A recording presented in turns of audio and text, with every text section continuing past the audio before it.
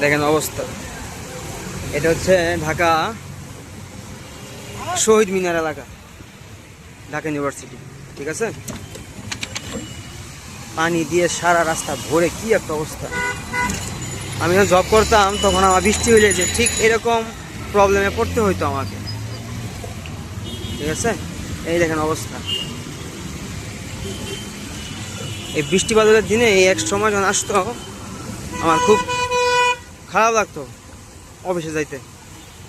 তাও কিছু করার নাই, যাইতে হইতো, কারণ চাকরি মানে অন্যের দাসত্ব, চাকরি অন্যের দাসত্বে ঘেরা, কিছু করার নাই। দেখেন অবস্থা। আরে এই পানিগুলা পার হয়ে আমি অফিসে যাইতে হইতো আমার। আমি আলহামদুলিল্লাহ আমার এখন জব নাই, আমি খুব ভালোই আছি এবং আমার আফসোসও হয় না যে আমি জব ছেড়ে দিচ্ছি বা কি একটা বিষয়, আমার কোনো আফসোসও হয় না আমার। মামা এদিক দিয়ে যান গা, এদিক দিয়ে যান গা, এদিক দিয়ে আরো পানি পড়বো বেশি।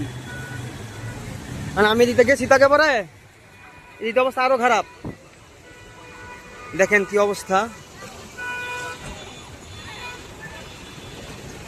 এটা হচ্ছে ঢাকা ইউনিভার্সিটি গণিত ভবন, ওই জায়গার সামনে গণিত ভবন, সামনে এই অবস্থা।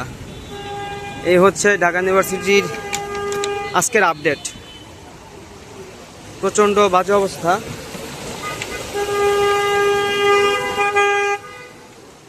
এই একটু রাস্তাঘাটে বৃষ্টি হলে এই অবস্থা হয়ে যায়।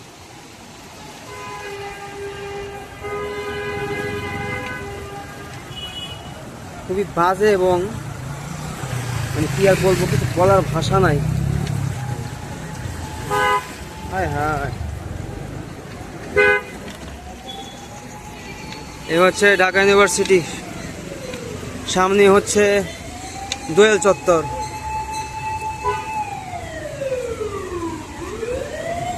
সামনে হচ্ছে দোয়েল চত্বর।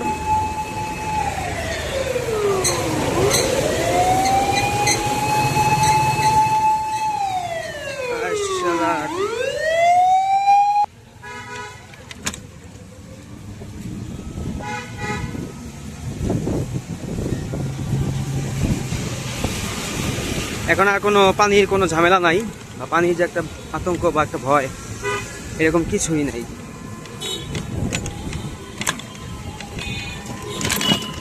দোয়েল চত্বরের সৌন্দর্য বর্ধনের কাজ চলছে উত্তরা ব্যাংক পিএলসি থেকে।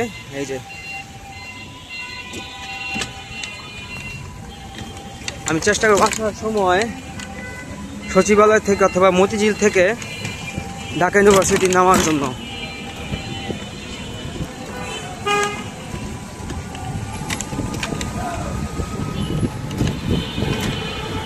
আর সামনে হচ্ছে বাংলাদেশ শিশু একাডেমি, তার সামনে হচ্ছে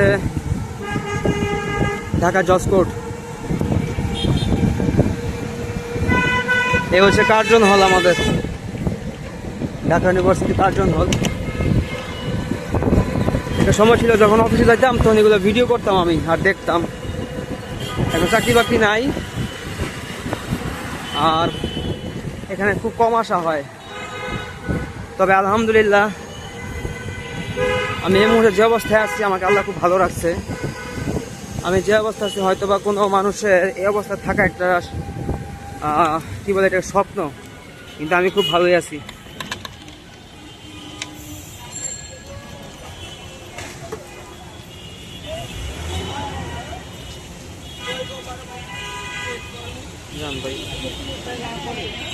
না না ভাই, আমরা তো ছাত্র মানুষ, বুঝছেন না,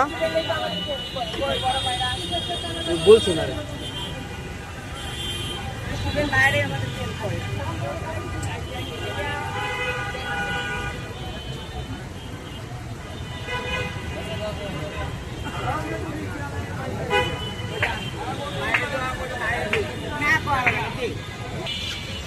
এটা হচ্ছে হাইকোর্টের সিগন্যাল।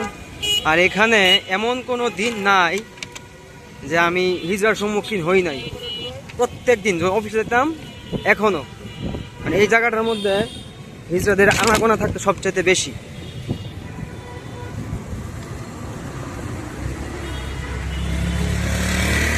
আপনার মামা আমি বলতে চাইছিলাম ছেড়ে দিছে দাম, সমস্যা নেই।